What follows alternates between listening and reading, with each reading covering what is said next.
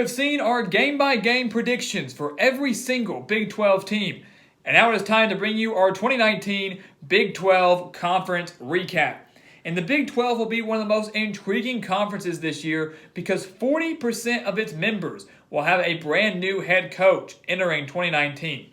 Texas Tech's Matt Wells, Kansas State's Chris Kleiman, West Virginia's Neil Brown, and Kansas's Les Miles will all be making their Big 12 debuts in 2019. And we'll get to them in a second, but I'm sure it's no surprise to see that in our projected standings, we have Oklahoma and Texas as our top two teams, and once again meeting in the Big 12 championship game. We have the Sooners with an 11-1 record, 8-1 overall in Big 12 play, and Texas at 10-2 with also an 8-1 record in conference play, owning the win over Oklahoma in the Red River Rivalry regular season meeting. Of course, if you want to see our projected wins and losses for each individual team, each individual game, go check out our game-by-game predictions for all 10 Big 12 schools. We won't recap all of that here, but you might want to go check those out because you're certainly going to get some info there you won't get right here in this video. But we have Oklahoma and Texas finishing in the top two, followed by Iowa State at 9-3, 6-3 in conference. And you heard me all the way back in February saying that I thought Iowa State was the third best team in the Big 12 entering 2019. And sure enough, that's exactly where we have them in our recap, finishing third in the Big 12, undisputed, no tiebreaker, 9-3 with a chance at a 10-win season if they can win their bowl game. And it will certainly be a good bowl game at that. But 9-3 for Matt Campbell and the Cyclones, a phenomenal job, and what he is building in Ames is unbelievable. We have TCU and Baylor at an exact tie for fourth place, 8-4 both overall, 5-4 in conference play, but we have TCU owning the tiebreaker this year over the Bears. So that is why they get the fourth place spot there. We have them beating the Bears in the regular season. TCU clinches the fourth spot there, and was a major bounce back year for Gary Patterson and his squad. Last year winning just 7 games, having to win their final 2 games just to get to bowl eligibility. And then, of course, winning the Cheez-It Bowl over California. But this year, we have them winning 8 games in the regular season. Once they find themselves a quarterback, because they've got 4 or 5 guys battling for that job right now, they will finally, if they can find the right guy, they will be tough to stop. The defense is extremely experienced, will be one of the best in the Big 12. Siwo Olalua and Darius Anderson at running back, plus Jalen Rager at wide receiver. That offense is going to be tough to stop as well. So TCU coming in at 4th, Baylor at 5th. Same record as the Horned Frogs, taking another major step forward in Matt Rule, going from 1 regular season win 2 years ago, 6 last year, and now 8 regular season wins in 2019. Could be even better in 2020. So there's your top 5. We've split up the top 5 here and then the bottom 5 here, if you want to call it that, but we split it up half and half. We got Oklahoma State coming in 6th place. And that's not a bad spot for Mike Gundy's squad, considering how much they have lost over the past few years. Last year was a somewhat disappointing season, going 6-6 in the regular season, beating Missouri in that bowl game in upset fashion as 8-point underdogs to beat the Tigers and finish with a winning record at 7-6. This year we had them winning 7 regular season games with a chance at 8 regular season or 8 wins total if they can win their bowl game. They have to find themselves a quarterback, much like TCU, much like a handful of these Big 12 teams, whether it's going to be Spencer Sanders, who we believe it will be, or Drew Brown, the transfer from Hawaii.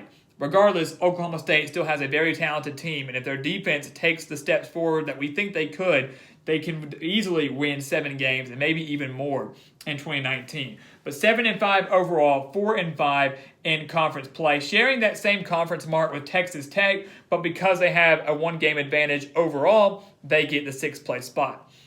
And as you can see, we mentioned those 4 brand new head coaches entering 2019, and that's who we have going from 7th, 8th, 9th, and 10th in the Big 12. All those brand new coaches there, and not much separating them. We'll start with Texas Tech and Matt Wells and the Red Raiders going 6-6. Out of the 4 brand new head coaches, we have him and the Red Raiders being the only team that goes bowling out of those 4 brand new head coaches. And I said over and over that I thought Kansas State and Chris Kleiman I thought he inherited the best squad. I thought he inherited the best team and the best overall situation. And while I still stick by that, I think Texas Tech has a more favorable schedule. And that's what gets them that one-game edge over Kansas State in the sense of going bowling. I think they own a more favorable schedule. And while I love Skylar Thompson, Alan Bowman is going to be one of the toughest quarterbacks to face off against in the Big 12, assuming he can stay healthy. So I think Matt Wells gets the Red Raiders to a bowl game in his first year in Lubbock, going 6-6, 4-5 in conference play. Right below him, we do have Chris Klieman at Kansas State, just one upset win away from getting to bowl eligibility in his first year, going from the FCS to the FBS. And I don't care what school you're coming from, that is a tough transition. It's a tough transition for a coach. It's a tough transition for a program if they don't want to go from the FCS to the FBS. But Klieman won 4 national championships with North Dakota State. He has the pedigree, he has the experience, and I think he's absolutely the right man for the job. I personally believe that all of these brand new head coaches can get long-term success at their respective schools. It's just whether or not which coach is going to get there the quickest. Whether that's going to be Les Miles at Kansas, Matt Wells at Texas Tech, or Klieman, or Neil Brown. We have to wait and find out. But I have Klieman going 5-7, 3-6 in conference play. Not the best of years for Kansas State, but a respectable year for a brand new head coach making that tough transition from the FCS to the FBS. We have Neil Brown in West Virginia coming in at 4-8, 2-7 in conference play. And like many know, Neil Brown went 4-8 in his first year at Troy and then won double digits games his final 3 years with the Trojans. Maybe the same is in store for him and the Mountaineers in Morgantown. I had them going just 4-8 in overall, 2-7 in conference play. They lose so much from that team that nearly made the Big 12 championship last year. Will Greer, their top 4 wide receivers, 3 offensive linemen, 3 of their top 6 tacklers. He did not inherit the best of situations out of the 4 brand new head coaches in the Big 12. 4 wins, I think, would be an amazing job for Neil Brown. Anything more than that would be absolutely insane, in my opinion. I love Austin Kendall at quarterback, but he's got 2 years remaining with the Mountaineers, this year and next year. And you got Kennedy McCoy at running back, a very powerful running back, over 800 yards last year, can be even better this year. But West Virginia is going to struggle, I think, and that's why we had them second to last, but none worse than Kansas sitting at 2-10, 0-9 in conference play. And I know a lot of people disagree with that just because of who they have as their head coach now in Les Miles. And while I love the Mad Hatter, well, I think he's going to maybe, out of these 4 coaches, probably be the best coaching hire out of these brand new 4. It's just not going to show in year 1. He inherited a worse situation than West Virginia. The only thing that he might own the advantage of is bringing in such a great running back in Puka Williams, who was phenomenal last year as a freshman and can be even better this year as a sophomore. But Kansas hasn't been to a bowl game since 2008. That's not going to change in 2019. It could change in 2020, but not this year. Kansas still has a long way to go. The hype, the excitement, the competitiveness, and the stats will all improve under Les Miles at Kansas in year 1. You just might not see that improvement in year 1 in the win total. I don't expect Kansas to contend for a bowl game in 2019, a major rebuilding year in Lawrence, and that's why we had them at 2-10, 0-9. Their best chance at a Big 12 conference win coming at home to West Virginia early in the season. So after all of that, after all of these standings, you heard our explanation for all of them. We have to crown a champion. We have to decide who is going to win the Big 12 in 2019. And of course, it's going to be the Red River Rivalry Part 2, much like it was last year, a rematch of the Big 12 championship last year and the second meeting between these 2 heated rivals in Oklahoma and Texas. Last year, Texas beat Oklahoma in the regular season, but fell to the Sooners in the Big 12 championship game. This year, we have Texas once again beating Oklahoma in the regular season. Can Texas win the Big 12? And with that spot, absolutely would clinch them a spot in the New Year's Six bowl game, but also keep them in contention for a spot in the college football playoff.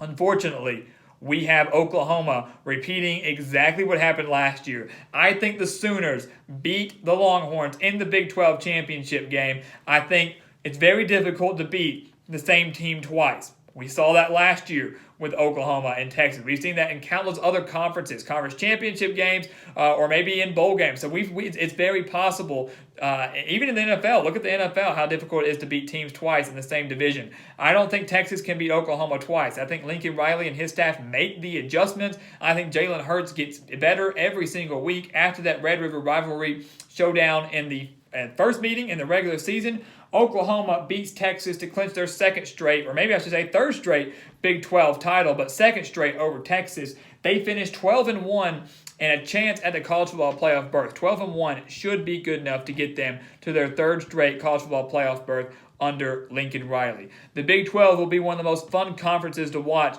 in all of college football this year, not just because of the four brand new head coaches, but because you have two major college football playoff contenders in Oklahoma and Texas. And if this plays out, the Big 12 title game will be one of the biggest on championship weekend. So here you have it, our projected Big 12 standings, our projected records for every single Big 12 team. Go check out our individual videos for every single Big 12 team as well, so you can get all the insight you need there. And of course, stay tuned for our final conference coming up, the SEC.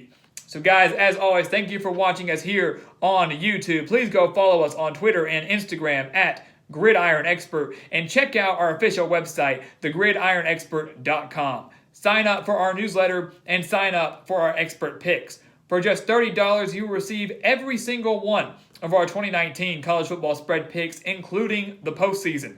I can promise you that is a deal you do not want to pass up. So join our team and sign up today only at thegridironexpert.com. And guys, as always, thank you for watching us here on YouTube. Please continue to like, comment, and subscribe.